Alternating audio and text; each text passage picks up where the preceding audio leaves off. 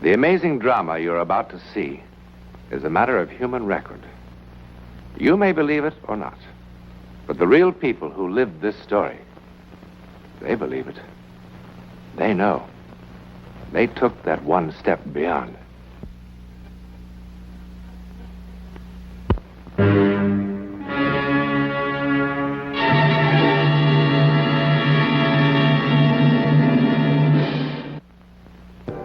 The city sleeps, unaware.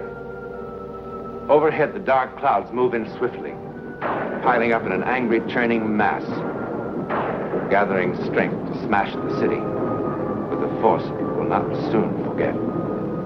But the storm will bring much more than wind and rain. Much more. A force far beyond man's understanding. The might of psychic lightning.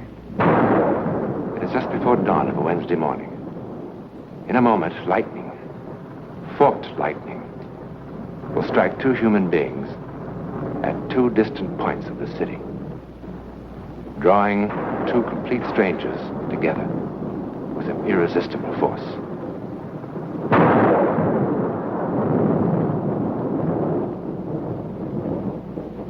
One of them lived in this house. George! George? George, wake up, wake up! Oh, George, it was terrible. What? I saw you dead.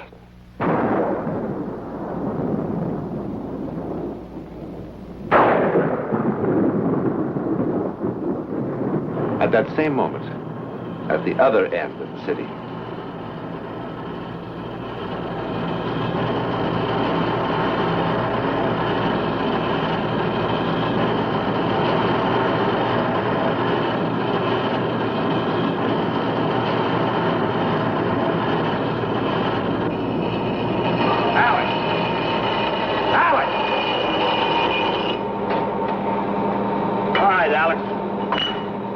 You had it. Come on.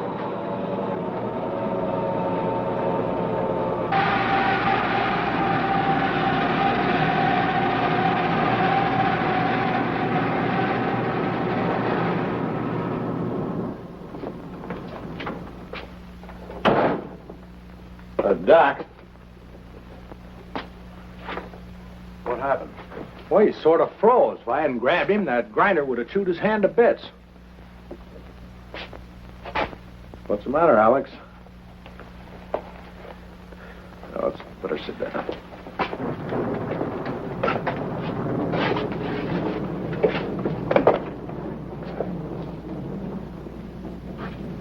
Well, let's see what's wrong with you.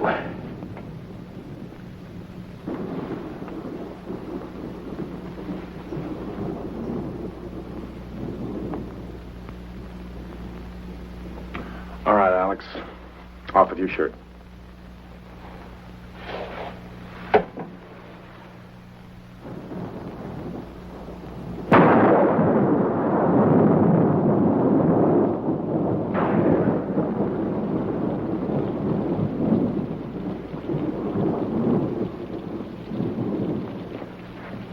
Ellen? Ellen, don't you think it's time you came back to bed? Baby, I've got to get up in an hour. It wasn't a dream. It wasn't. Sure, I know. It was a premonition. Your grandmother's gypsy blood talking to you. I saw you. I saw you lying there on the floor of the bank. I did. I did. It was as real as anything that ever happened to me. Ellen, baby, darling, we've got to get some sleep. You don't believe me? Sure I do. But you're acting like a child. Everybody has bad dreams. It wasn't a dream. It was different.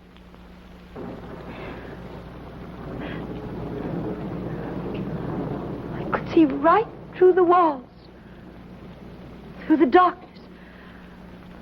There was this terrible loud noise clanging in my head. There were people, frightened people all around. Suddenly you were lying there at my feet. Dead. Have it your way. I'm dead. Now can we go back to bed? Oh, George, you mustn't go in today. You mustn't. Oh, Ellen, promise. for heaven's sake. Promise. Ellen, are you awake? Really awake? Thinking clearly? Are you suggesting that I call the bank and say I won't be coming in today because my lovely wife has a feeling that something terrible will happen to me if I do? Yes. Oh, stop it, Ellen. I'm going back to bed. George, please, I beg.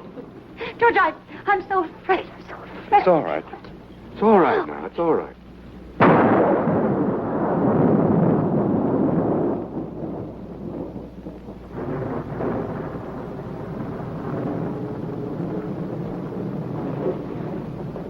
All right, Alex, you can put your shirt on now.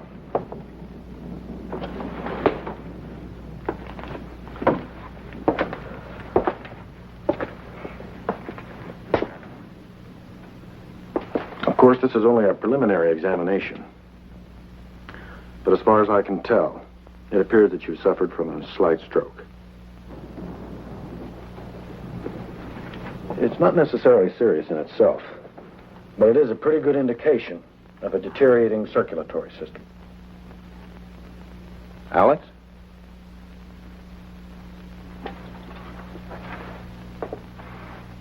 This is important. I warned you what would happen if you kept pushing yourself. Now I'm going to have to put in a report to the front office that you're no longer fit. It's for your own protection. I should have done it months ago. I'm sorry, Alex. But I have to do it. If you take care of yourself, proper diet, proper rest, or you can live as long as anyone else, and even come back to work eventually. If you don't, you'll be dead within 6 months. You're wrong. I only wish I were, Alex. Look, you take this envelope back to your own doctor. Have him get in touch with me. I'll only be too You're glad. wrong. I don't have 6 months. I don't have 6 days. I'll be dead by tonight. Alex, it's true your condition is serious, but not that. When I was standing there at that wheel, it was like a million colored lights exploding in my head. That's symptomatic of a stroke. No. Suddenly, I knew I was going to die. Doesn't matter what I do. I'll be dead by tonight. I know it. Alex?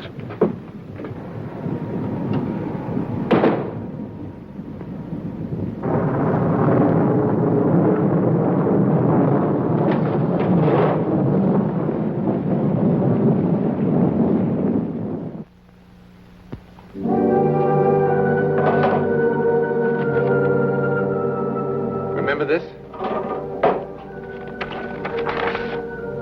The medical history of Alex Peters. This morning, the patient suffered his second cerebral arterial spasm with a left-sided paresis. In other words, a stroke. But was it really a stroke?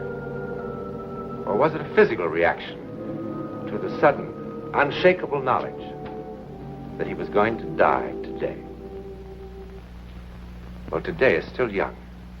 And as Alex Peters wanders the morning streets in search of some plan for his last hours on this earth, across town, the second part of the double premonition is having quite a different effect. Across town, George Chambers has finally quieted his wife's hysteria. He has agreed to spend the day at home, but only to humor her. He knows there can't possibly be anything in her foolish premonition. Not possibly. I can't explain it any better than I already have. All I know is it was clearer than you are right now. All right, but you were asleep. Now, what makes you so sure it wasn't a dream? Because it wasn't. I ought to know the difference. Then what do you call it? You said the word premonition. Hello? Oh, hello, Phil. Good morning. No, he hasn't left yet. I was going to call you. George won't be coming in today. Oh, it's nothing serious. Will you tell Mr. Masterson that George isn't available? Let me talk to him. Phil, what's this about Masterson? Today? But he wasn't due until next Monday. I see. What time? I'll be right down. George, you promised. I know, but this is terribly important. Important? More important than your life? Oh, stop being so childish. Why can't someone else take care of Masterson's business? No, nobody can. Why not? Because he's a federal bank examiner, that's why. So? So what would he do if you really were sick? What would we do if I were suddenly in jail? Don't worry, darling. I can fix it. I just need a little time. That's why it's so important. What's wrong? Well, where do you suppose all the money came from? You like this house, don't you? You like the fur coats, don't you? You like the free trips to Europe every summer, don't you? George. Don't worry. I can fix it.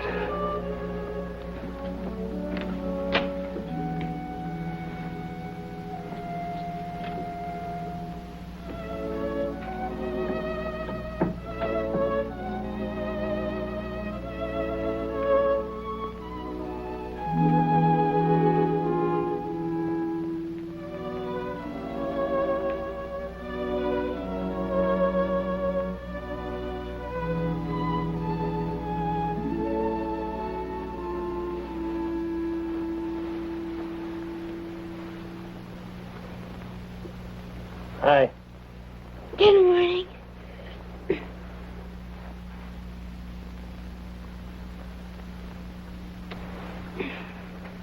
Don't you think you've had enough sleep for one night, young lady?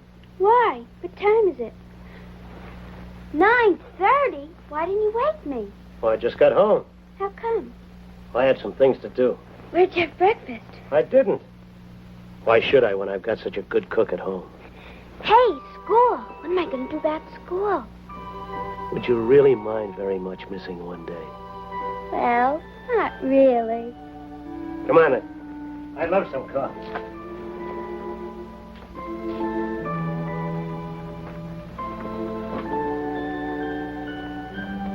How do you want your eggs? No eggs, just coffee. How come? I'm not very hungry. But you can't live on just coffee. Don't you worry about me.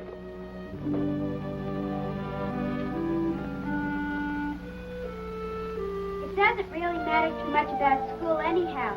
Mrs. Firth is still homesick, and we've got the substitute, who only gives us reviews. I won't miss anything important. That's good. Besides, I can get it from Alice if she gives us any new stuff. Uh-huh. It'll be fun being home with you all day anyhow. And we've got food shopping to do.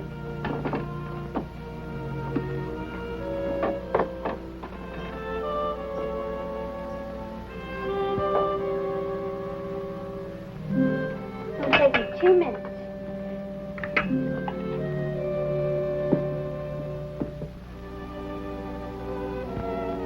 What's the matter? Nothing. Why are you looking at me like that? How am I looking? Funny. Do you feel all right? Sure.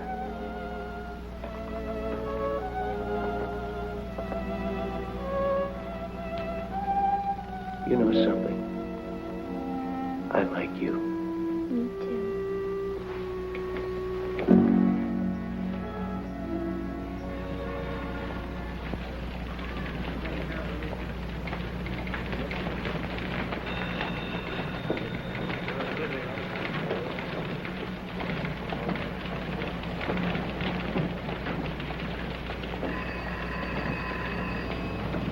Excuse me.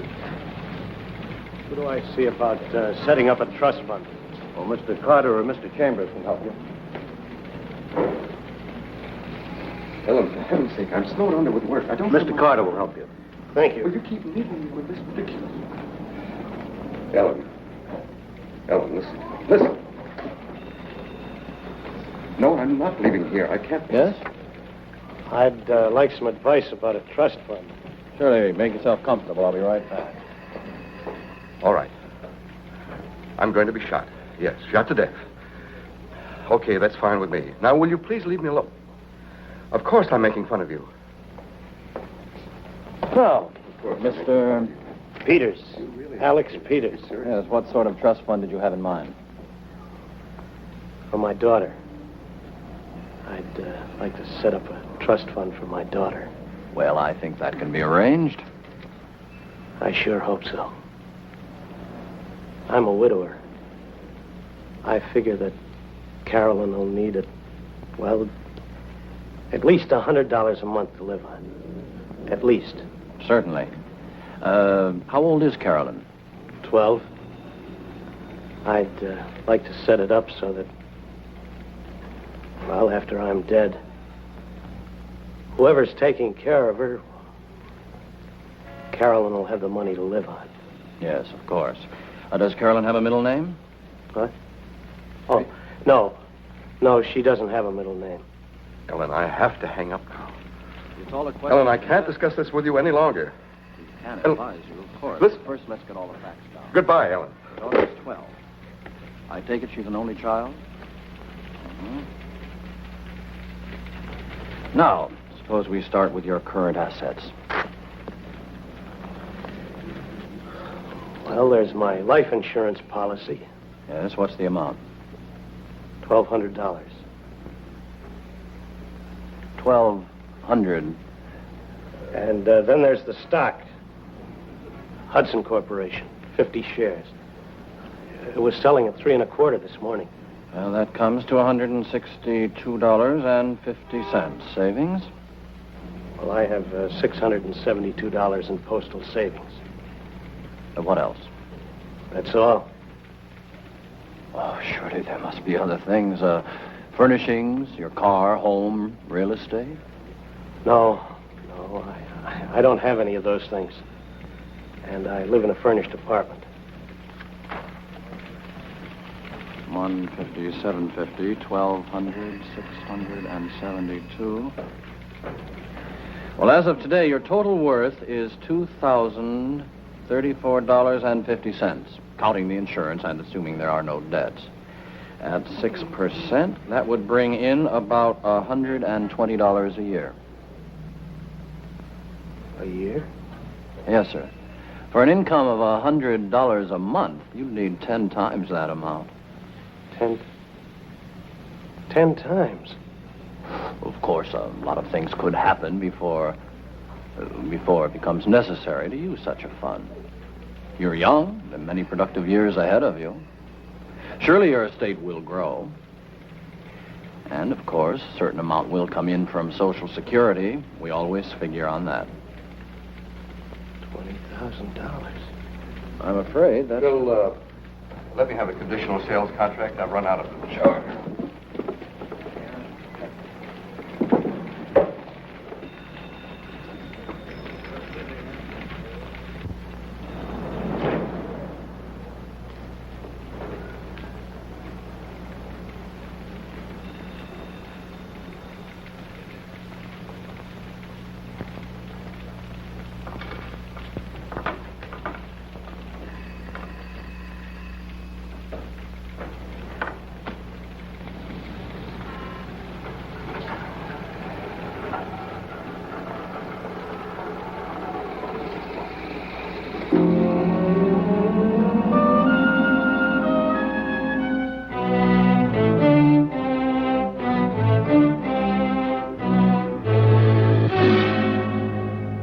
$20,000? Oh, well, sure thing, Alex. No sooner said than done. Man can't have too much insurance. Sir Al, let me see here. The beneficiary would be... Oh, yes, Carolyn Peters. You got a real sweet kid there, Alex, and the things the way they are with her, well, man can't be too cautious. Yes, sir, it gives a man real peace of mind to know his loved ones are adequately provided for. Not that anybody ever expects to die, of course, but we never know when the Grim Reaper is sharpening up his axe for us, do we? Well, now, let me see. The monthly premium for a man your age would be, $67.50. That's kind of steep for you, Alex. We can cut it in half for you if you like. We can always do that. You're an old friend. I don't forget old friends, Alex. I'm not that kind of a guy. You know that. Yes, sir. Well, I guess you know what you can afford, huh? The policy will go into effect the minute I hear from... hello, Hazel. This is Wilson Tuttle. How's my girl? Uh-huh. I got another customer for you. I want you to take extra good care of him. He's an old friend. How about tomorrow morning, first thing? No use letting any grass grow under our feet, huh? We're trying to set up an early appointment with the doctor for you. What for? Well, it's just a formality, of course, but when a man jumps from 1,200 to 20,000, why, we don't make the policy binding on either party until the physical examination is complete. Not that you will have any trouble, but well, we all have to protect ourselves in the clinches, huh? Now, if the doctor has an open appointment... hello, Hazel. Swell. 9:30 bright and early, that's fine. Fine. Alex? Are you sleeping? Are you sleeping? Brother John, morning bells are ringing, ding, ding, dong, ding, ding, dong.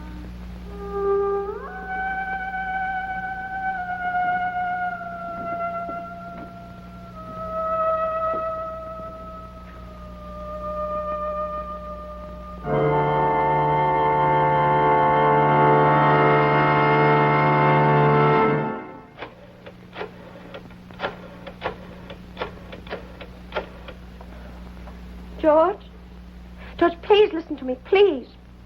George, I tried not to call. But the feeling's suddenly stronger than ever that now, right now, the terrible thing that's going to happen has started. George, unless you... George, don't hang up on me. George, please listen.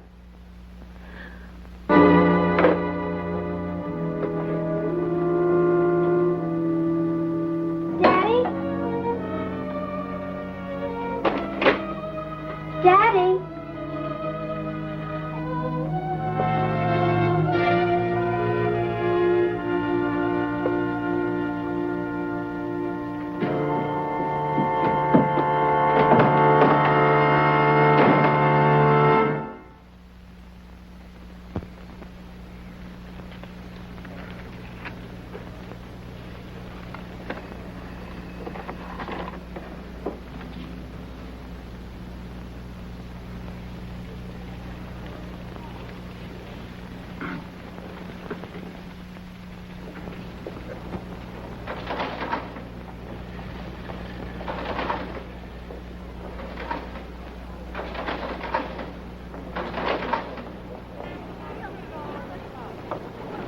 Hurry. Harris, I want you to deposit this in the name of Wilson Barrington. Right away, please.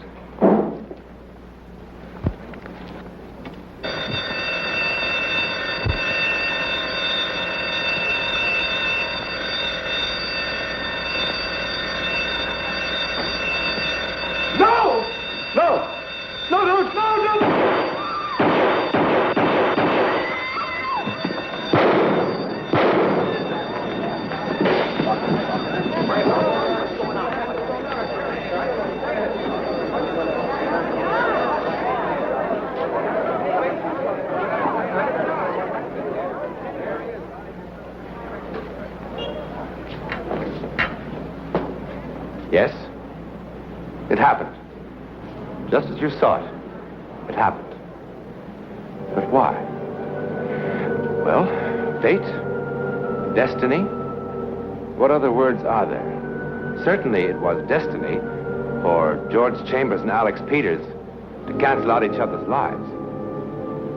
That's not a very satisfactory answer, is it? But what other answer is there?